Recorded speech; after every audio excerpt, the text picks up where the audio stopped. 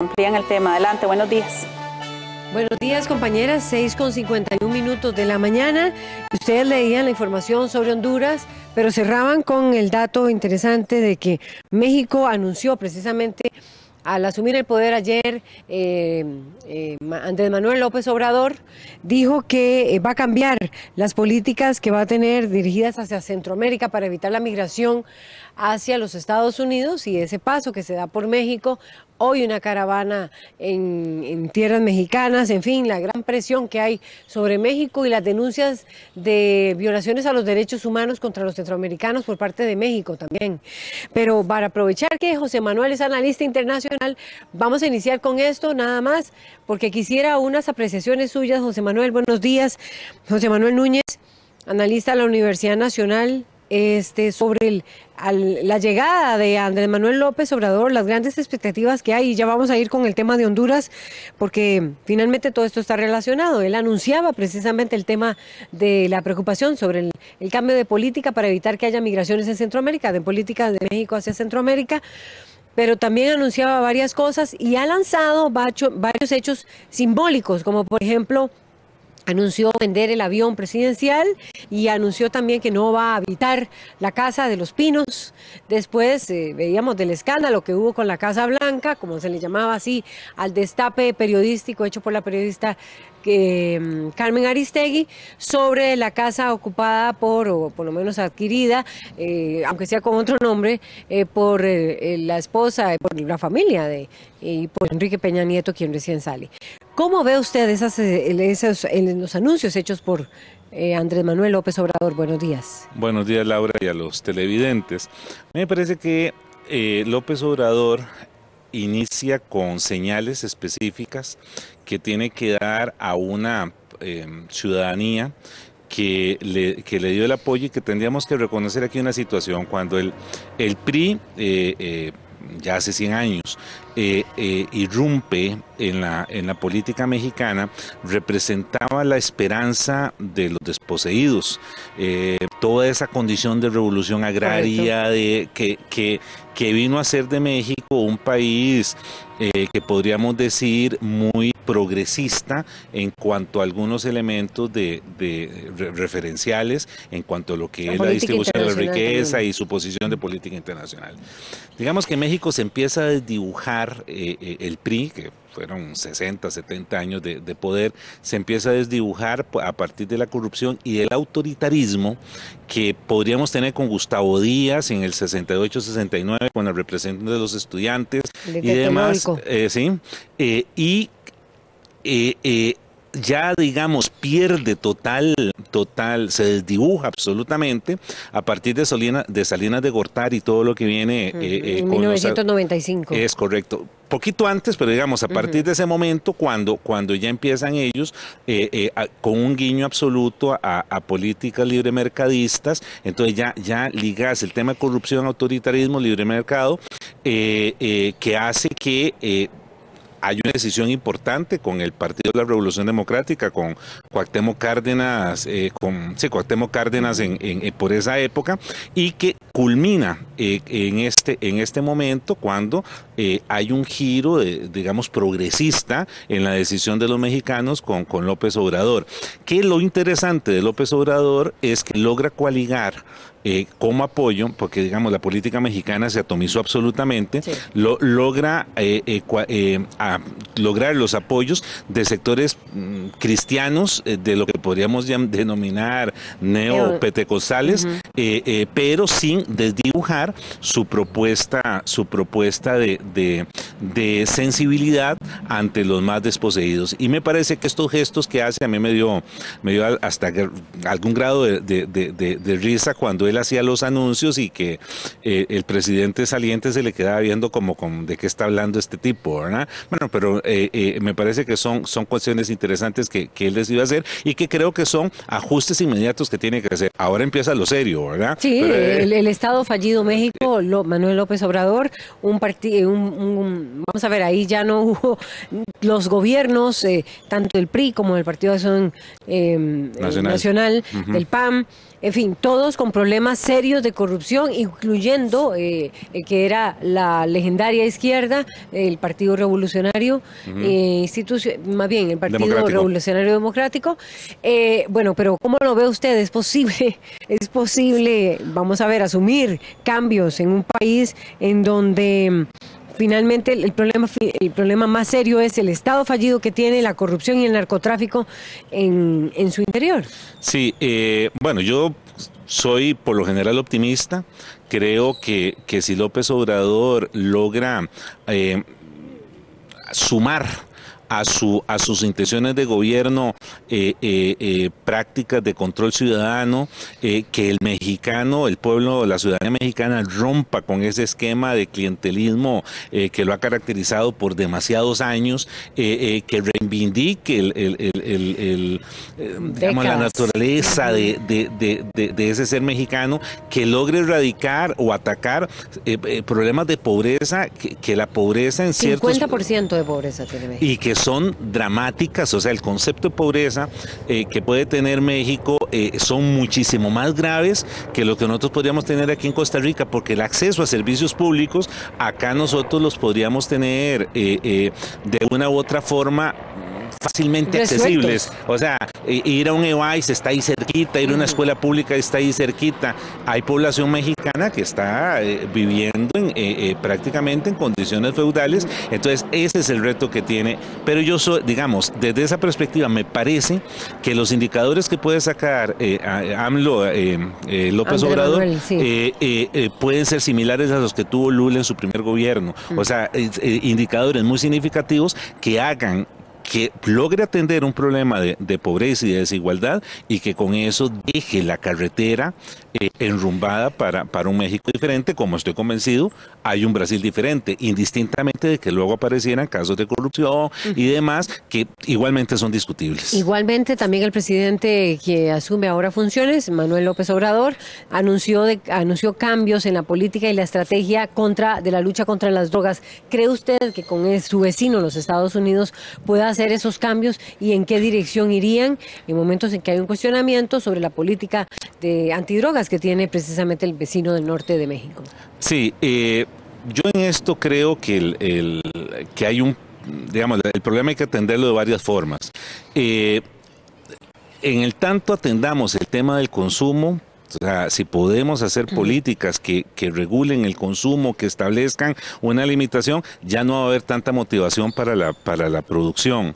Sigue siendo un problema fundamental atender el consumo. Sí, atender el consumo, que no se hace. Atendemos la producción, pero sigue siendo muy atractivo de vender un kilo de cocaína que salen miles de dólares, ¿verdad? Y que hay un reparto que queda en el camino. Entonces, si eso lo logran atender, y obviamente el tema es el Estado paralelo a partir del narcotráfico que hay en México, que eso está clarísimo, como lo hubo en Colombia, pero bueno, Colombia ha logrado reivindicar ese tipo de condiciones y de situaciones, y me parece que es posible que México lo pueda hacer. Yo estoy esperanzado en lo que pueda hacer López Obrador, rompiendo esos esquemas, digamos, de corrupción cansina que ha tenido el Estado fallido mexicano.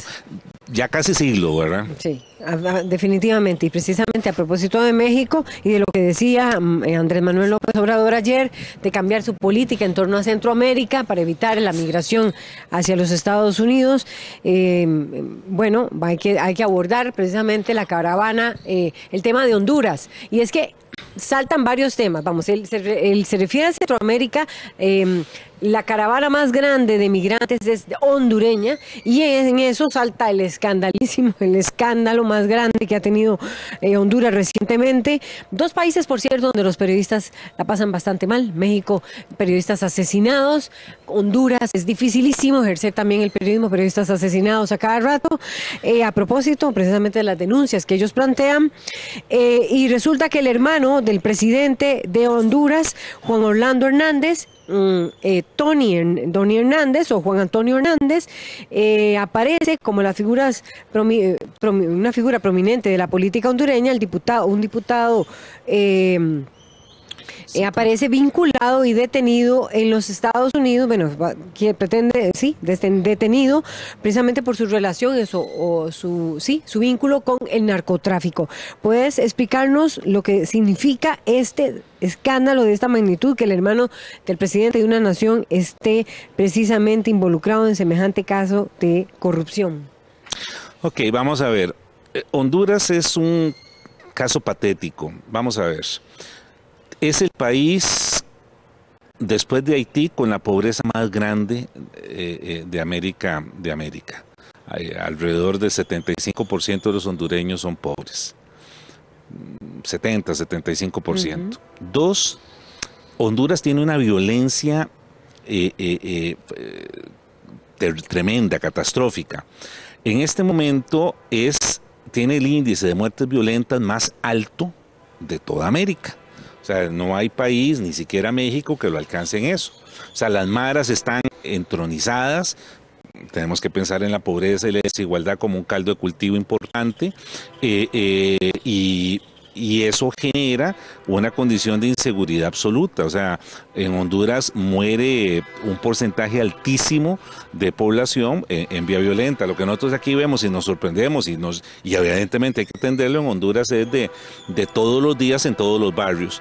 Y tres, un dato que es interesante y que hay que tomar en consideración con esta detención de Juan Antonio Hernández, es que los datos de los Estados Unidos indican que el 80% de la cocaína que llega a Estados Unidos pasa por Honduras. Okay. Evidentemente pasará por Panamá, por Costa Rica, por Nicaragua, en algunos porcentajes, pero Honduras es un lugar importante que pase porque de Colombia a Honduras, al Golfo de Fonseca y demás, vía marítima, es muy rápido. O sea, entonces es lógico, digamos, lógico, pero estratégica que tiene una posición estratégica para el tránsito de droga. Entonces, esto del hermano del presidente Hernández tiene que sumarse que recién hará un poco más de un año, el clan Rosenthal, que eran dueños de un banco privado, el Banco Continental, que Jaime Rosenthal había sido candidato del Partido Liberal, que Yuri Rosenthal era diputado, cayeron también por lavado. Y fueron, no sé, 3, 4, 5 de la familia Rosenthal fueron detenidos. Era una familia muy poderosa económicamente y con mucha influencia política, sí, el Banco Continental, y muy fuerte políticamente, porque don Jaime Rosenthal estuvo a punto de ser presidente de la República. Perdió con Porfirio Lobo, pero bueno, estuvo a punto de ser presidente de la República. Entonces, podríamos decir que si el 80% de la droga pasa por Honduras, que llega a los Estados Unidos, tiene que haber vínculos con la clase política, porque no es normal que eso pase con esa facilidad. Y eso, entonces, le sumamos el tema de que Honduras tiene índices de pobreza muy altos, que tiene índices de inseguridad muy altos, y que el Estado de Derecho está desgastado por mucha presencia militar. El aparataje militar es muy fuerte en Honduras, obviamente, y porque las instituciones no están tan solidificadas como podría desearse en una democracia liberal democrática. Entonces, todo esto es caldo de cultivo para poder comprender lo que en este momento está pasando en Honduras. ¿Cómo vive el hondureño y cómo vive Honduras en este momento semejante escándalo, que el hermano del presidente de la República esté con una acusación de la Fiscalía estadounidense por tráfico de drogas? Inclusive se llegó a afirmar que habían sido utilizado un submarino para traficar cocaína desde Honduras. ¿Qué significa, o sea, cómo vive la población hondureña semejante escándalo, aparte del problema que está viviendo también con la caravana migratoria por las condiciones de violaciones a los derechos humanos en ese país, el permanente asedio de los grupos de maras en esa nación, la pobreza que usted citaba del 70%? Pero este escándalo, ¿cómo cae? ¿Cómo se recibe? ¿Cómo vive hoy por hoy la persona? Evidentemente hay una reacción allá. Y es interesante, porque esta reacción, la detención de Tony Hernández es hace más o menos 10 días, y la semana pasada coincide con el juicio penal por la muerte de una activista ambiental, Berta Cáceres, que tenía 2 años de estarse investigando. Entonces, uno podría pensar, bueno, al final puede venir una sentencia absolutoria, pero finalmente hay una sentencia condenatoria que me parece que es consecuencia del repudio nacional que hay frente a todas esas manifestaciones, y se fueron condenados, aparte de los sicarios, un militar en ejercicio, era un capitán del ejército que fue el que hizo todo el suministro de los recursos para proceder al homicidio, y el gerente de la empresa era para la construcción de una hidroeléctrica, desviando el cauce de un río, y Berta Cáceres encabezó un proceso de oposición. Entonces a mí me parece que obviamente el repudio, ¿hasta dónde podrá alcanzar ese repudio? Habrá que verlo, porque efectivamente lo que más pesa en Honduras son necesidades insatisfechas, o sea, la gente que le cuesta comer, que le cuesta tener empleo, que tiene una inseguridad